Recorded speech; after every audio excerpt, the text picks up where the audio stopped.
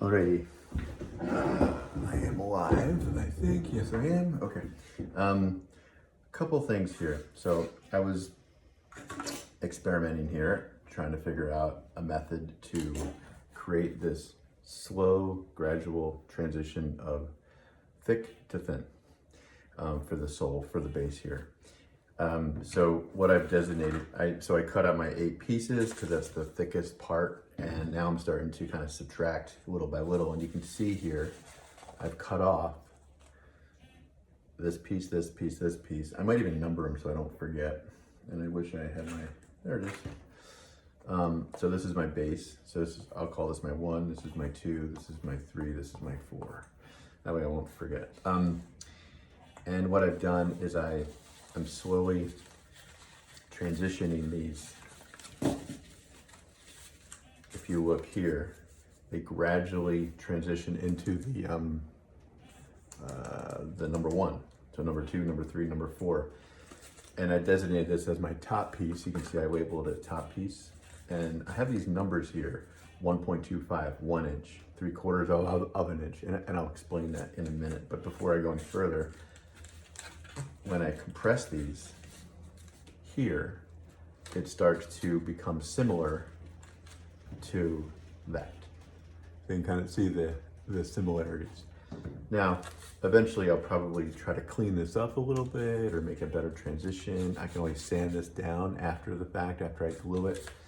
But I'm trying to make that slow transition. So what that requires is, if you can look here, if you look here, trying to angle this into the camera, you can see it's fat here and thin here. So I've been using my handy dandy what do you call it, cutter here, retractable blade, and I've been extending the blade almost halfway out, and I'm almost using it like a knife, like I'm carving turkey or something. So you can see all my little shavings that I have left.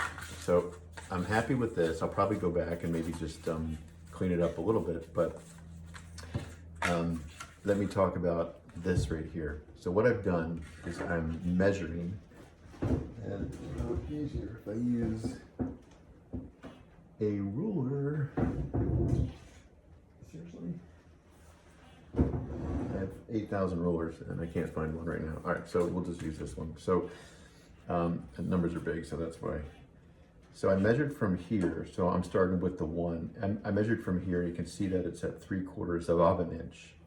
So then what I did is I just drew on my shoe and I marked it. And I tried to write 3/4, but it didn't really show up with my pencil. I still wear these sneakers, so I don't want to use a pen. And then I went down to the next section, and then you can see here between 1 and 2 inches is an inch. So then I mark that, and that's an inch. And then I found the next 1/4 inch increase, which is right here, and I marked 1.25. And then I'm going to try to find the 1.5 mark, which is right here. And what I'm going to do is just going to mark it. And you can see, since I've called this my top piece, and that's the piece that's going to go on the top clearly, and all these are going to go in the middle, and there's a bottom piece, which is my number 1 piece. But what I did do here is I put this straight down. I put my shoe on top, and I try to line it up the way I had it. And then now I turn it to the side. You can kind of see it just looks like that. Turn it to the side, and I'm going to mark right here. And then I'm going to mark here. And then I'm going to put 1.5 inches. So now I know, if this is my top piece,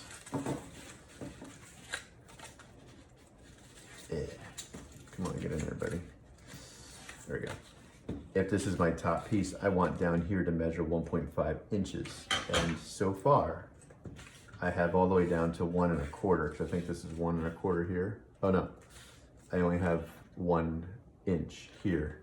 So I'm probably gonna need another to get to 1 1/4, and I'll probably need 1 or 2 more to get to the 1 1/2 inch. And I only have 2 more. So that should be the highest point, which I think I arrived at This almost feels like a straight line. I ride that all the way down. However, the bottom tapers up. So eventually I'm gonna have to go back in to these guys and carve the bottom off.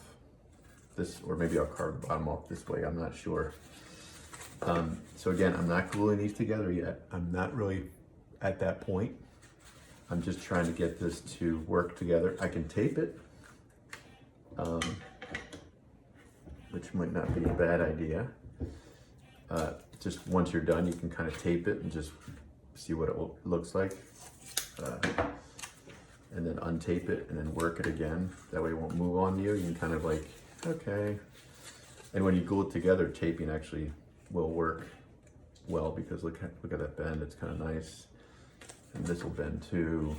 So that was a good discovery I just made. So I think I'm gonna tape it when I glue it together, and that will be a separate video because I'm gonna use weights, such as like something heavy in the middle, and then I'll pack it up with something on the end and pack it up with something here so I get that curve that you see here. And the weight can be, I don't know, a can of spaghetti sauce or something. And then this can be, I just have to stick something in here so I get that same height off of the bottom of the shoe. So this is a straight line. You can measure the distance between here and there, and then you'll just stick something there, and then you'll try to get that same curve. So that would be the idea. But I'm not there yet. That's another stage. For now, I'm going to continue with this. Cross my fingers that this works, and it looks like, oh, I'm wanted to make a quick video, or I'm going to continue with this video because I wanted to show you how to cut this. So what I do next, Zamboni. If you're not familiar, Zamboni cleans the ice surface of a hockey rink. So I'm Zamboni. So this is my next piece. What I did is I took my number 4, I'm gonna call this number 5. I took my number 4, I put my 5 on top of 4, and I was just looking like, okay, there's where number 5 is, the old 5. And then maybe if I do like this here, so maybe I can cut it here and then carve this off, and I'll explain what I mean by that, because I'm lifting it up just to see where it is, you know, and then I mark it. And then I also want to just double check that where I cut off the 1.25 isn't going to be too high or too low. So it's fine. It's like right here. So just making sure that this part's going to be the full thickness, and then this part's going to be gradually shifting. You can see some of my old cuts from other pieces. This used to be here, I believe, or I'm sorry, it used to be here, as you can see. I sliced that off, and then I gradually shaved that stuff off. So that's kind of the approach that I'm taking. So I just gave myself like a guide right here of maybe where to shave, and then I'm gonna go up maybe about 1, 2, 3, 4 pieces, and then I'm going to cut it off. And what's nice about this, we already have our little individual slots cut, so all I have to do is stick this right in the groove and slice it off, and it's just cut off so easy. And you can kind of see these are my cutoffs. They're getting kind of smaller and smaller as I go. Bum, bum, bum, bum. And I don't know if I'm going to use these again. I'm just going to keep them on the side. You never know. And then now, much like you're carving the turkey. Oops. And you kind of see how thin these are. And I'm trying to get this as thin as the paper without cutting the paper. And just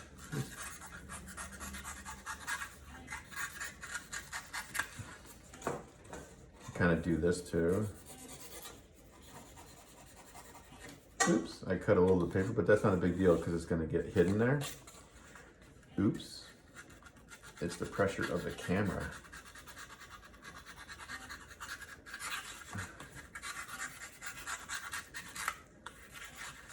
And you just want it to gradually transition. You're trying to make a gradual transition up. Kind of like you see there. And you want to make sure it happens all the way throughout. So if I have to like keep slicing here. Oops.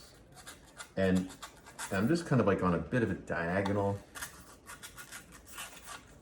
because you're, again, trying to make that slow, gradual turn. And it's just basically carving. Just beware of your fingers. That wasn't probably the best model of safety.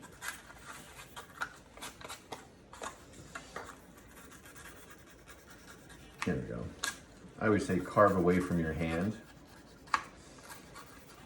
And to be honest, this is I love this tool because of this reason. You can extend this out, you can extend it in, and when you extend it out, it's sharp all the way through, and you can just kind of like get a really long cut, and it bends a little bit too, which is nice.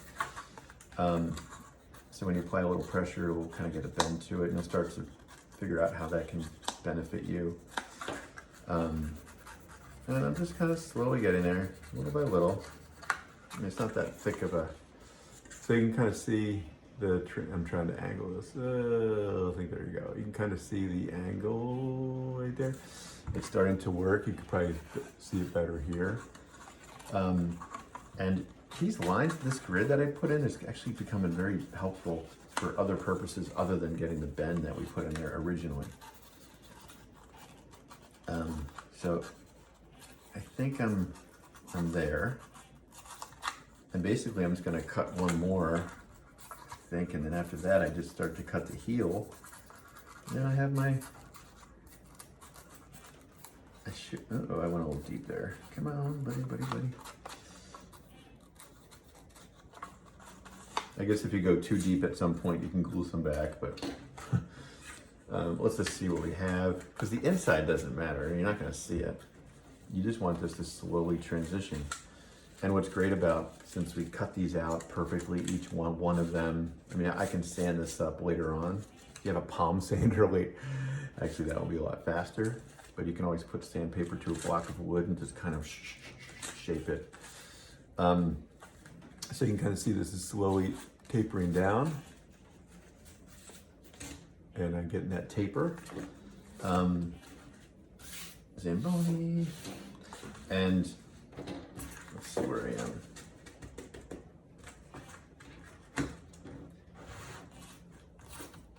So it's a bigger jump from here to here, and then a less jump from here to here. So I could possibly cut a little bit more off and go down a little bit more.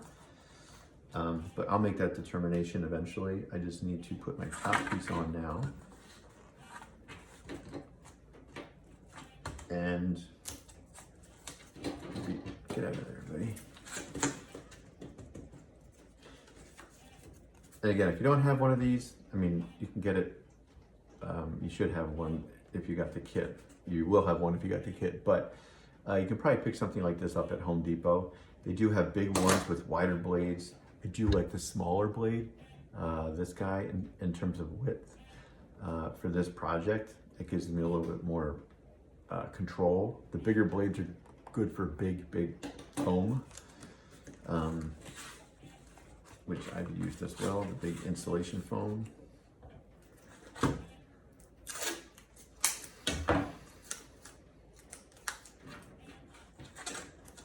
And the reason why I'm taping is because it's hard to line these up and hold them all together without them being glued. And then now I'm just trying to see what this looks like. Another thing you probably want to take note of, when I turn this up, you can kind of notice that this goes higher and this goes lower.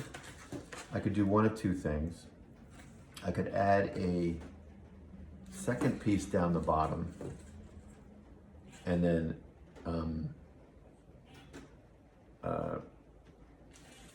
or I could sand this out, or I could shorten this top piece a little bit. I'm not sure yet how that's going to work out. I might even shorten the top piece a little bit, because now that it's bending up, this is what should match the sneaker. And this top piece is just going to be a little smaller because the inside of this might, or the top piece of that might be a little smaller. I don't know, I'll figure that out again later on. But right now, I'm kind of where I want to be. And if you look at this, it's starting to get to that point. And my thickness now, let's measure.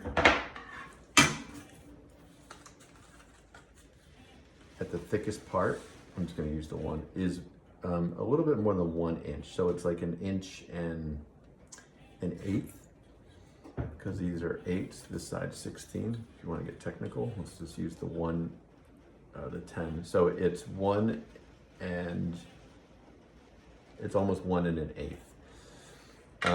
If I were to add another piece, it would go over the 1/4 inch. But see where it slowly goes up here? Maybe right here would be a good spot for that other piece to start to build up. And I think I'll mark that on here. It's probably going to be about here. So that's where the next piece should come in. And then that's where I'll be at the 1 1/4, or a little bit more than 1 1/4. And then here's 1 1/2, and that will be the final piece that's right here. And then after that, again, I'll start to shave off, take it apart and start to shave off the heel so that I can get that turn. All right, well, hopefully that helps out.